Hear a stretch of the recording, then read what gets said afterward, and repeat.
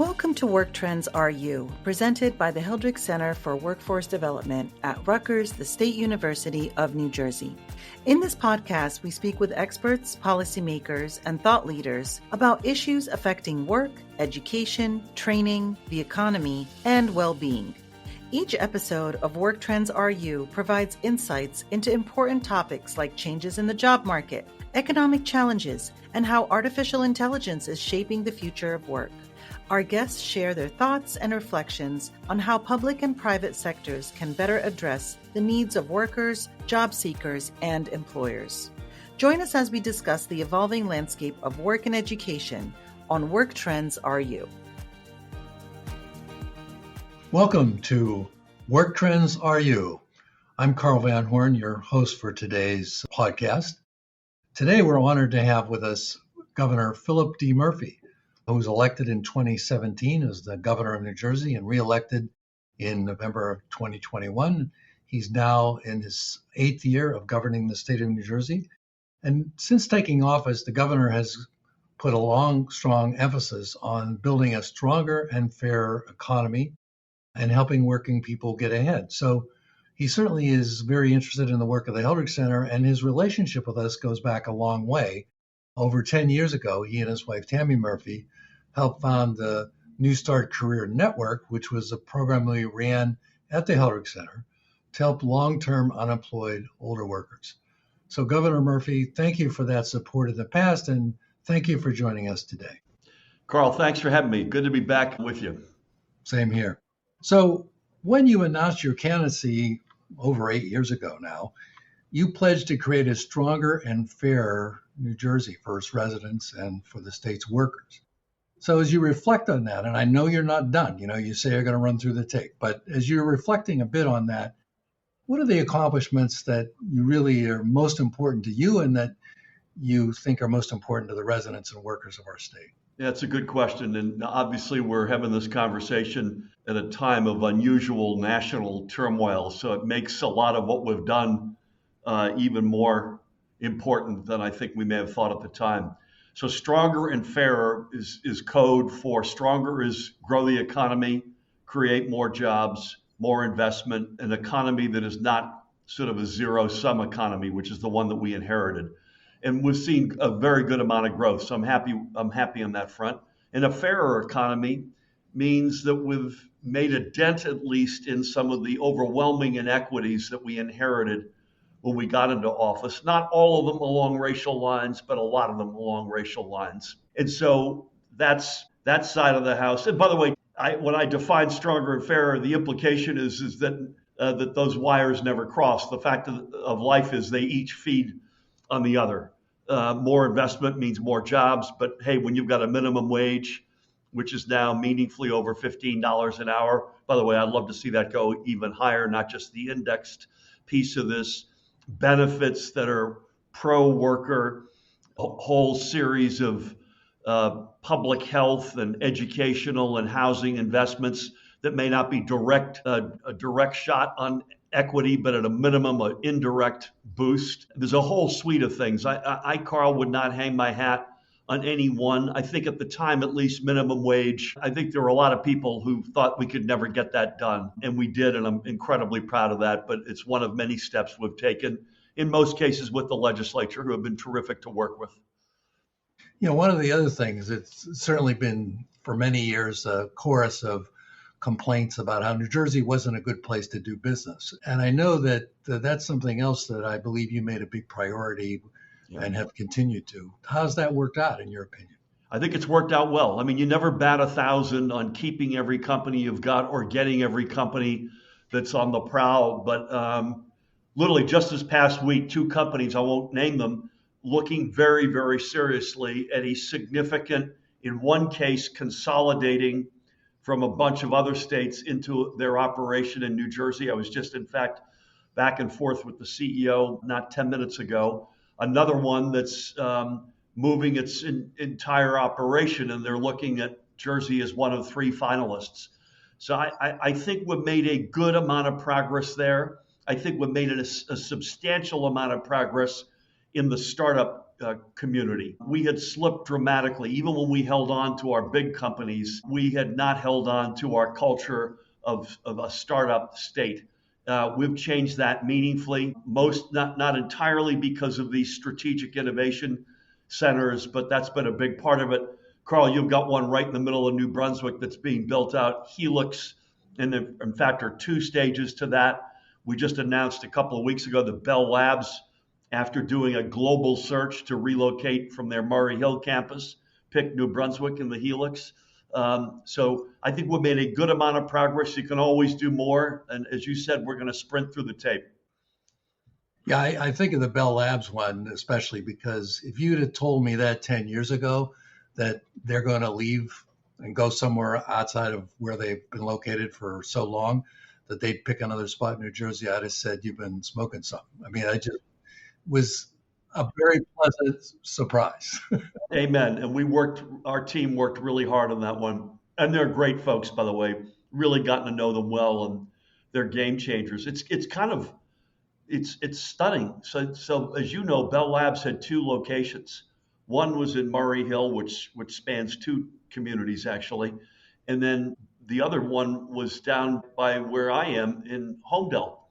And they're going to move from Murray Hill into New Brunswick with a brand spanking new building and all sorts of bells and whistles.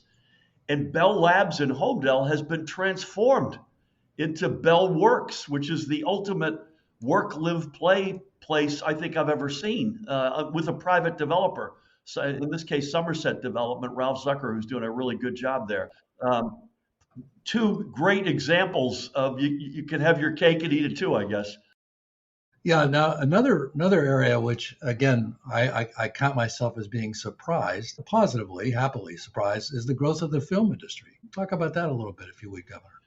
Yeah. So my predecessor, I'm not sure I know why, but pulled New Jersey out of the film and television incentive business. There's a rumor out there that he didn't like the impression that the Jersey Shore television series made. It could be true, but putting that aside, I think it is right in our wheelhouse in terms of who we are as a state. I'll make a general comment, Carl, and come back to film. I always encourage everybody in our team, beginning with yours truly, when you wake up in the morning, look in the mirror and be dead honest with yourself about who you are and who you're not, what you can be, what you can't be. So I would love, as an example, I'll probably die trying to make cars and trucks again in New Jersey, but I fear I'm going to die trying. Film was invented in New Jersey, in Fort Lee. This is a natural for us. We're a state with oodles of talent, great location, great heritage. And again, working with the legislature, we put a series of incentives in place that we have tweaked successfully over the years. The biggest tweak being we used to be happy, and we still are happy when something gets made in New Jersey. So we love that. But the biggest tweak we've made is to get studios to invest in bricks and mortar and build sound stages. So Netflix, an almost 300-acre campus, will rise in Monmouth County, Lionsgate in the South Ward of Newark, 1888 Studios in Bayonne, to pick three examples. But I can say this after 7+ years, and we know enough to be dangerous because we now are in constant, regular communications with the big studios. We're a global power in the film, television, and digital space, and God willing, will remain so long after I'm gone.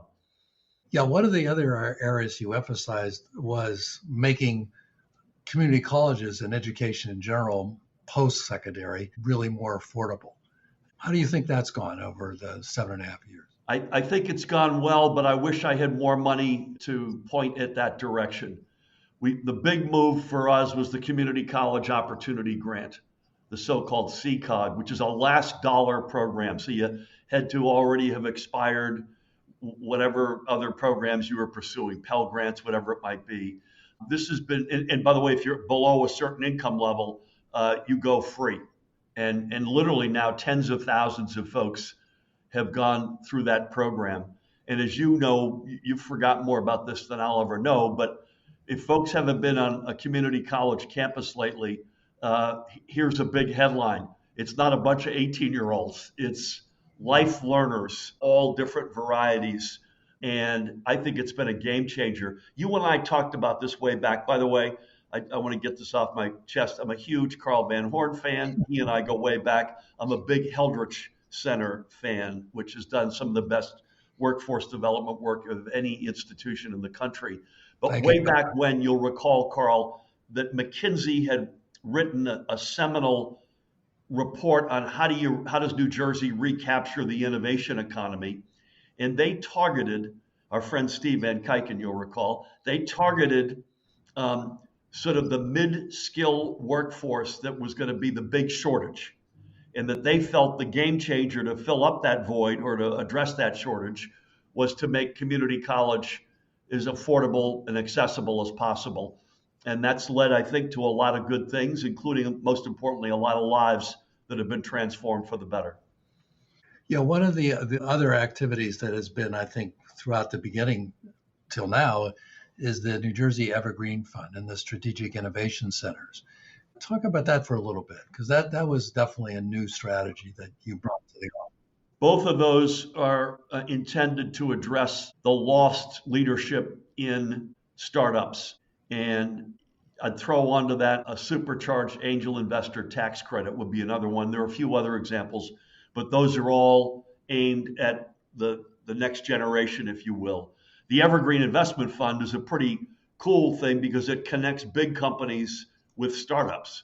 Basically, it's a tax auction program, and these taxes clear usually around 90 cents on the dollar, but big companies have to commit something else other than just the dollar amount. And that includes startup space, for instance, or some educational program. And this has been a real game changer. The strategic investment centers, I mentioned the Helix, we've done 10 of them.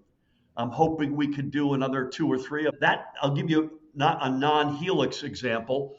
The best sort of prototype, I think, is the one, there are many of them, but the one at Stevens Institute of Technology, which is a category killer in fintech. So there's a higher ed player. There's our Economic Development Authority that puts real money to work. In this case, Prudential is the big corporate partner, not to preclude others from coming in, but they're sort of the founding partner. And then the largest accelerator in the world, Plug and Play, which is there to basically help these startups grow up, find their way. The guy who runs Plug and Play thinks that each one of these centers could do several dozen startups a year. So think about that for a second. If you've got 10 of these centers, that's 360 plus or minus startups that probably wouldn't have happened otherwise. And the evidence is starting to pay off. You saw venture capital, the last period that's where there's data available was the first half of last year. And we had vaulted back up to number 3 in terms of destination, number 3 state in America behind only California and New York, which is where we should be. We should be in the top handful. So all those things are making a difference, and God willing, they'll continue to. So one of the things that obviously businesses are always interested in is what's the quality of the workforce, what's available. I mean, you talk to these people more than anybody on the planet.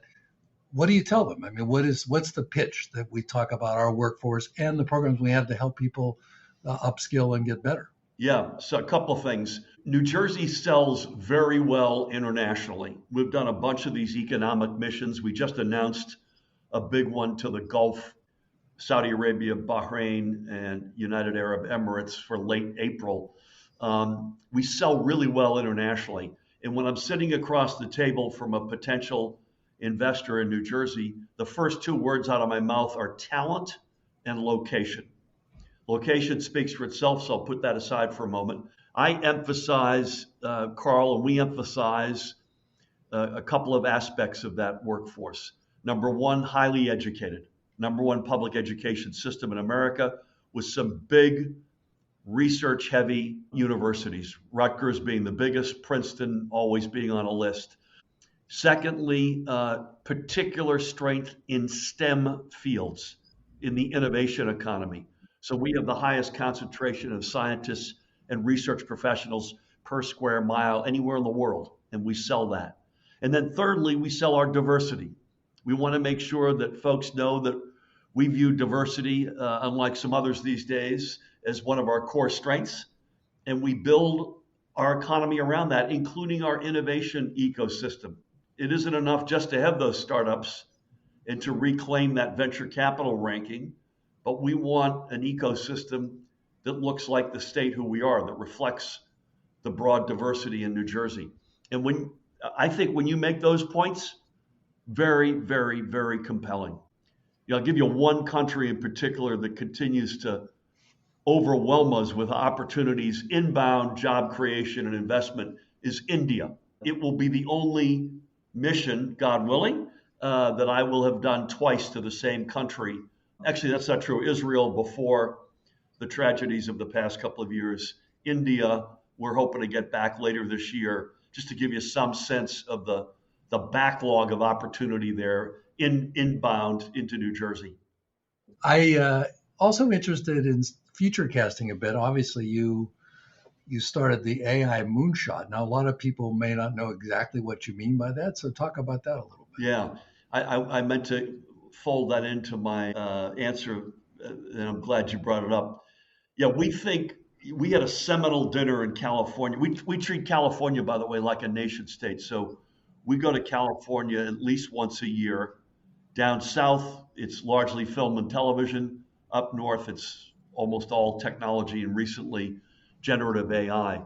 And we had a seminal dinner out there 3 years ago, and the team and I walked away with an absolute conviction that New Jersey could become, the Bay Area continues to be ground zero for generative AI, but we all were 1,000% convinced that Jersey could be an East Coast analog, perhaps also alongside New York City. And so we started driving toward that. We formed an AI hub with Princeton University, one of these strategic innovation centers. So that one is Princeton, our Economic Development Authority, Microsoft, and CoreWeave, which is a hyperscaler in AI that's, I think, trying to go public next month, by the way, based in Jersey with some founders who love this state. And while they're around the world, they're growing their business here through their headquarters. And the moonshot is basically to say, you know what? There is a very good chance that sometime in the not too distant future, we'll have a young woman or a young man in New Jersey responsible for some, enormous breakthrough that will benefit mankind, not just the 9.5 million of us who call this great state home. We're already training our entire state workforce. It's already making a difference on things like call centers, as you can imagine. But we think drug discovery is a great example, given our strength in pharmaceutical and bio and life sciences. We think the impact AI will have there will be enormous, and there's no reason that shouldn't take place inside of the four walls of New Jersey, to give you a very specific example. So we're incredibly excited. The AI book has barely been started, never mind finished. It's got some uncertainty. It generates some anxiety. There are, national defense issues around this. All of that is true, but that does not mean that there won't be enormous opportunity. And we might as well have more than our fair share in that space than the next guy. So we're really excited. So before we move on to the next topic, anything I left out that you want to highlight? I'm good. Okay, so all right, thinking to the future, at some point, believe it or not, someone's going to succeed you as governor, right? And they're going to take away the mantle from you. So what are the things, or maybe you haven't thought about this yet, but I'd be curious about what you're thinking of what you would tell that person that you've learned, because there's not a lot of people who've served 2 terms as governor, right? Yeah. Just 2 alive, I think, right now in this state. So what do you think you will tell him or her if they win that election and come to you and ask for your help? It's a great question. And by the way, there are, by my count, at least 10 folks pursuing this office. I think that's right. It's 6 Democrats and 4 Republicans. So it's a state, and by the way, you know this as well as anybody, that has gone back and forth between parties over the decades, notwithstanding what folks think of as a blue state. You've had, as recently as Governor Christie, you've had Republican governors. So it is beyond me to predict who that might be. I'm sure there will be a list of things that, I will say these are essential. These are essential. We do events at Drumthwack at the governor's mansion celebrating a range of communities. I'm sure there's going to be, things like Black History Month. We're doing a Women's History Month event. So there'll be some events. There'll be some people either on our team or in the state that I will certainly underscore as existentially important partners. I will probably underscore, as we were discussing a few minutes ago, some of the programs that we think are also existentially important. The good news of the strategic innovation centers, is that they will have been set up. They will have been funded. They'll be off the ground. They'll be, if you think of it as each one of these as a rocket, they will be in their trajectory. But there'll be programs like that. I think largely you want to be as helpful as possible. Governor Christie was very helpful to me in the transition, and I will do my level best to be that guy for whoever comes in and succeeds me. I think we've got things going in the direction that we all collectively want to be headed, regardless of our political affiliation.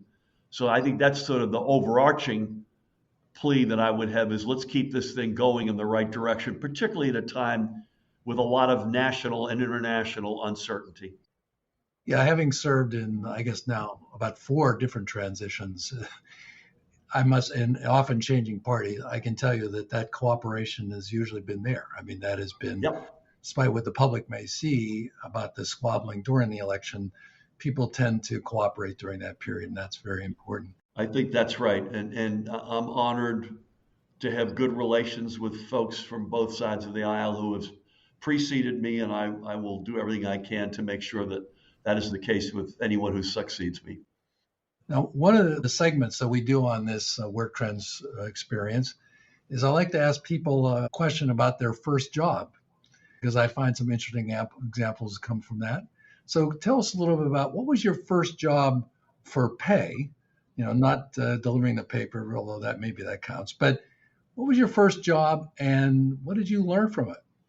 Yeah, this is a story I have not told in a while. In fact, I had sort of forgotten about it. I was born in Boston, grew up outside of Boston. This would be the equivalent of a diner in New Jersey, a small one. It was called a coffee shop. And my family didn't have 2 nickels to rub together. And I was always complaining that my friends, we moved from one town to the next. And the town we moved to, we were sort of hanging onto that town by our fingertips. We were barely in the mix there. And I was always complaining to my folks. And so I said, I'm going to get a job. And a friend of a friend got me a job, but I was only 13, about to turn 14. Frankly, I'm not even sure it was legal upon reflection, but it was a dishwasher. One thing I learned is at home, by the way, Carl, I've never said this publicly, I do the dishes. Me too. I love that. Another reason I love you. But here's the lesson I learned, and it's a painful one, is the guy who owned the thing, knowing that I wasn't on the books, stopped paying me. And it took an intervention by my father, which was rare for him on something like this. And I've forgotten, I used to think it was in person, it may have been on the phone, but he had to basically go to this guy and say, you're screwing my son, you got to pay him. And the reason I used to tell that story when I was running for this office is that turns out that happens a lot. And you've forgotten something like this more than any of us non-experts will know, but having folks off the books, particularly as it relates to their immigration status, is sadly a frequent occurrence, and I lived it. So that's not the takeaway you probably wanted, although I do the dishes, but it was a good sober lesson to get early on in life. So did that carry forward to saying to your labor department, you better enforce those rules? You betcha. Yeah. You bet. It's why it's not the only reason, but it's a driving reason behind our aggressiveness on misclassification. which is the biggest, you know this again better than anybody, that's the biggest example of this. So these are for folks who may not be in this mode, but think of a big construction project where it's not union, so the workers don't have any protection, a lot of immigrant workers, and they're being taken advantage of. And that happens sadly all the time. We've been aggressive as heck. And it's a whole of government. Again, you know this, but you need Attorney General, Department of Labor, Treasury, and a governor who cares about it. That's sort of the legs of the stool. But even then, it's hard. Yeah, but I think those life lessons from your first job are always important to people. And I like you, I carry them forward. And I think lots of other people do too. Amen. So thank you very much, Governor. Really enjoyed visiting with you. And thanks for giving us some of your time today. Thanks for having me, Carl. Take care. Hope to see you in person soon. Thank you for joining us on today's episode of Work Trends Are You, where we explore the issues affecting the future of work, education, and how the workforce can be better supported by both the public and private sectors. Tune in next time as we continue our conversations on the evolving landscape of work and education.